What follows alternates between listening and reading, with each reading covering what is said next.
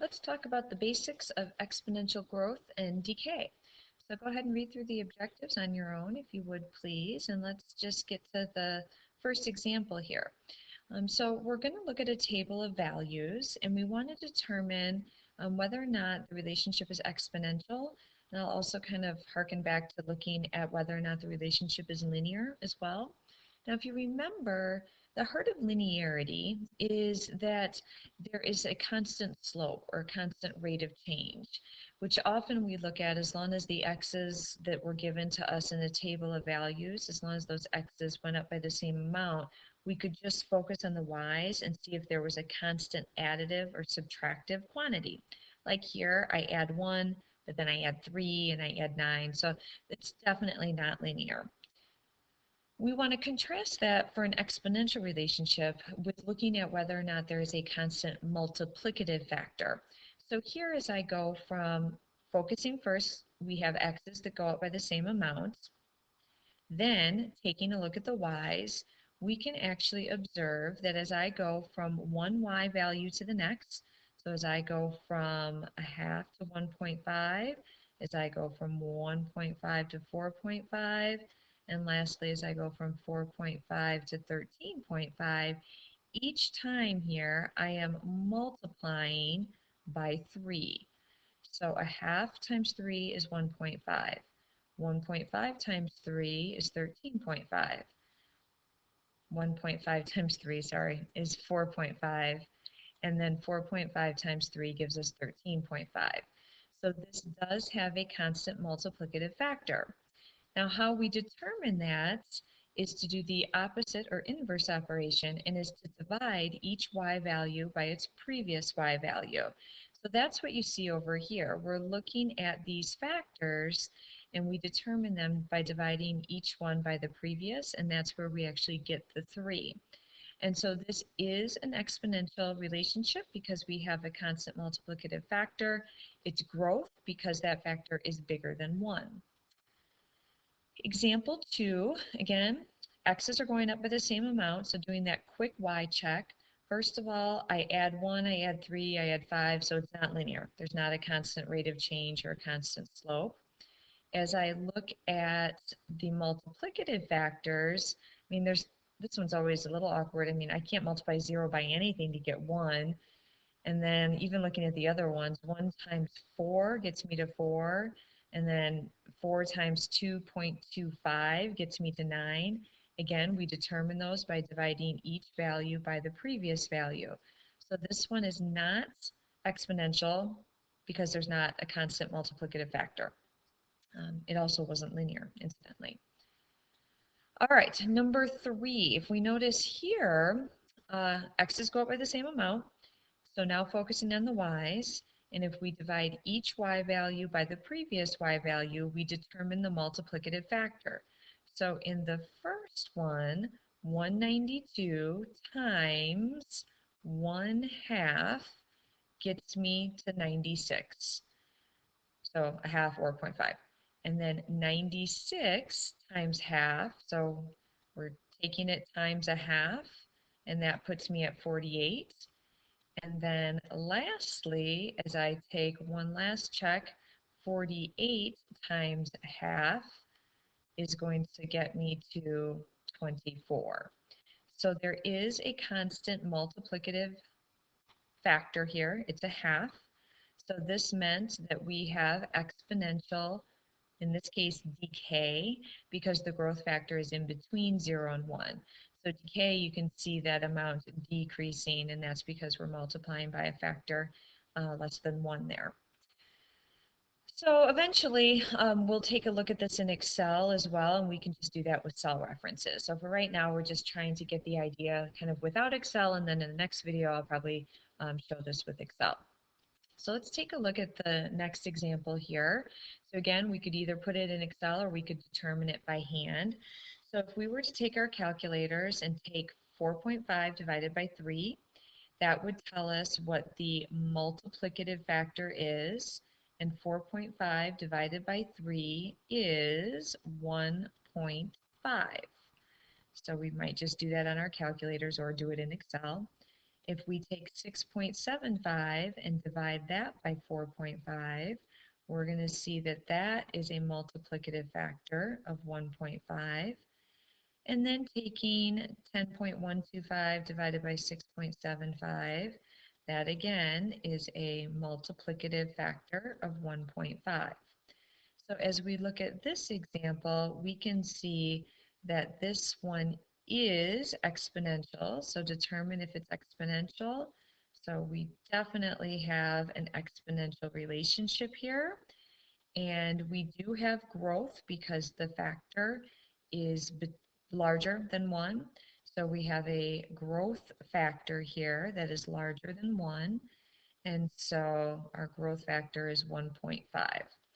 So bear with my slow writing. I'm trying out different tools here in my early video creation. And so here's what we have, that growth factor of 1.5. All right, example 5 here, looking at this relationship. Again, x's are going up by the same amount. A quick look here at the y's. First of all, I could have done this back on the last one. This one was not linear. I wasn't adding by the same quantity. This one, though, if we kind of take a quick look at the y's, it looks like I'm adding 3 every time. So I'm kind of thinking this one's going to be linear. Technically, this question was about whether or not it's exponential. So if I look at whether or not we're exponential, if I take 4 divided by 1, that means that first factor is multiplying by 4. And then if I take 7 divided by 4, kind of an awkward number there, but that growth factor is simply 7/4. Or if you prefer, you could write that as like 1 3/4 or 1.75. But obviously, as we look at these two values, these are not equal. So in this situation, we would say that this is not exponential. So we do not have an exponential relationship in this one. As it turns out, if we were to go back, this question doesn't ask it, but this one was linear. So we were adding 3 every time, finding the actual slope, it would have been 3/2, and sometimes you're asked to find an equation or something like that. But here, just looking at definitely not exponential, not a constant growth factor there. So when you look at these graphs of exponential growth, exponential growth is kind of characterized by kind of slow growth at first, and then it starts to increase very rapidly. And then exponential decay, so sometimes if you think of something like the example, we have something being cut in half and then cut in half and cut in half again. It decreases pretty quickly at first, and then the decreasing amounts get a little bit smaller. I just want to mention this graph. I mean, you are hearing this everywhere in the news right now with the growth of COVID-19 or the coronavirus. And they're talking about this curve and they're comparing us to, we're at a point where Italy was, a week ago, and all of these somewhat scary numbers as we look at them. But this is, and they're trying to kind of slow this exponential growth, because if we look at what happens, if we somewhat continue this type of very rapid growth, this is what they don't want to happen. They don't want this growth to continue so rapidly, and they keep talking about things about flattening the curve. So what they're talking about there is trying to slow this level of growth. So when we look at something like this, notice they said, hey, the number of cases are going to continue to grow, but they keep talking about this notion of wanting to flatten the curve. And this is really what they're talking about, trying to slow the pace of that growth.